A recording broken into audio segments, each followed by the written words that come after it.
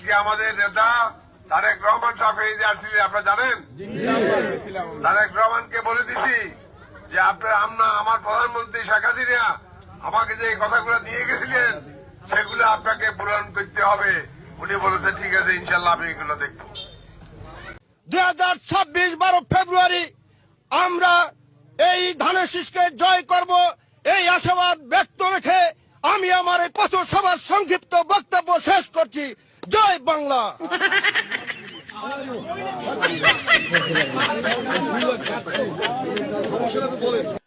আমাকে যদি ফাঁকি দেন, এটা ফাঁকি দিবেন আল্লাহকে, আর আল্লাহকে যদি ফাঁকি দেন, এইটা বিএনপির উপরে নেত্রী অসুস্থ, এই গজব আপনাদের উপরে পড়বে। এটা একটা ধানের শীষ, এটি একটা পবিত্র আমানত। আপনার সাথে একটা শুনতে আসছে। আরে বাবা না, এখন না, পরে পরে পরে পরে পরে পরে এখন চলো। আচ্ছা বোন এখানে বসেন, এই চেয়ারটাতে বসেন। আচ্ছা ওই মানুষটা কোথায়? আরেকজনকে ডাকলাম যে ওই ইমাম সাহেব বান্ধে ফেলাবেন, একদম তেনান্দার বান্ধে ফেলাবেন যে বেটা তুই ইমানি করবি, ইমামতি করবি, তো জামাতে ভোট চাওয়ার জন্য আসবে না। যদি আমরা না পারেন আমাদের নেতা কর্মীরা যারা আছেন তাদেরকে বলবেন, প্রয়োজন আমাকে বলবেন, কাজল ভাইকে বলবেন, আপনার ভাইকে বলবেন, বান্ধা হাত তো বান্ধে পুলিশে। বিভিন্ন কথাবার্তা আলোচনা সমালোচনা চলতেছে। অনেকে বলে ডিক্লার দিয়েছে, অনেকে বলে দেয় নাই, কিন্তু এখনো ইনশাল্লাহ ডিক্লার হয় নাই। দেশের স্বার্থে, জনগণের স্বার্থে, বিএনপির স্বার্থে, শুধু হিন্দু না, যদি ফেরাউন আসে তাকেও আমরা সাপোর্ট দেবো। দেবো কিনা বলেন? আমরা ধানের শীষে ভোট দেবো কাকে? যাকে আমাদের নেতা তারেক রহমান দেবে তাকে।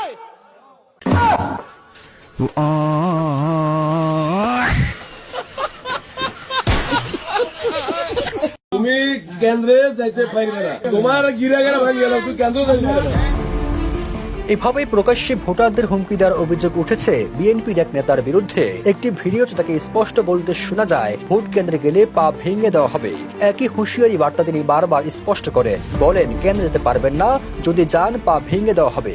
এমন একটি ভিডিও সামাজিক যোগাযোগ মাধ্যমে ছড়িয়ে পড়লে ক্ষুব্ধ প্রতিক্রিয়া জানায় নেটিজেনরা। তুমি কেন্দ্রে যাইতে পারবে না, এখানে সবাই শুনে তুমি কেন্দ্রে যাবে না বলে দিলাম, সোজা সরি জানো আর যাও।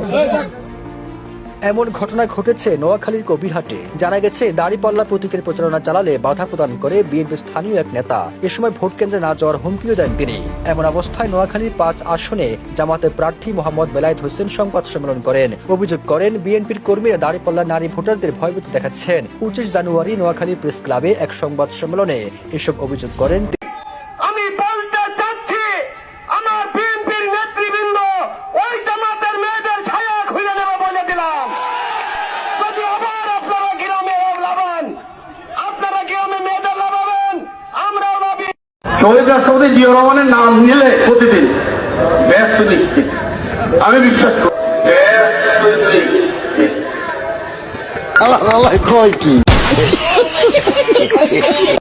দর্শক দেখতে পাচ্ছেন একটা সিরা ব্লাউজ, এই মহিলার আপনার গা থেকে কি ছিঁড়ছে? আচ্ছা বলেন, আপনি একটু ঘটনাটা খুলে বলেন। কাপড় ছিঁড়া আছে। হ্যাঁ বলেন। বিএনপির চেয়ারপারসন মিস্টার তারেকুর রহমান আপনাকে বলছি, আপনি বলছেন যে I have a plan, I have a প্ল্যানের মধ্যে কি এটাও ছিল মেয়েদেরকে নিয়ে টানাটানি, যেটা 1971 দর্শক, অনেক দর্শক যুক্ত হয়েছে। আপনারা সদর থানায় আপনারা এখানে এসেছেন বিচারের আশায়, তো আপনাদেরকে একটু খুলে যদি বলতেন, আমাদের একটু তথ্য যদি আমাদেরকে দিতেন। আমি বলতে চাচ্ছি, আমার বিএনপির নেতৃবৃন্দ ওই জামাতের মেয়েদের ছায়া খুলে দেবে বলে দিলাম।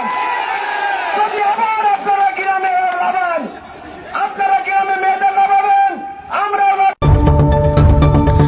প্রিয় দর্শক, যে বিএনপি ক্ষমতায় যাওয়ার পূর্বেই মা বোনদের ছায়া খুলে বিবস্ত্র করতে চায়, তারা ক্ষমতায় যাওয়ার পর কি করবে একবার ভেবে দেখেন। এই বিএনপি নেতার নাম ঠিকানা আমরা সংগ্রহ করতে পারিনি, সর্বোচ্চ ভিডিওটি শেয়ার করে এর নাম পরিচয় শনাক্ত করে এর সমুচিত জবাব দেওয়ার ব্যবস্থা করুন। এরা আওয়ামী লীগের চেয়েও ভয়ঙ্কর রূপ ধারণ করেছে। যদি এভাবেই সয়ে যাওয়া হয় তাহলে ভবিষ্যৎ পরিস্থিতি আরো ভয়াবহ হবে।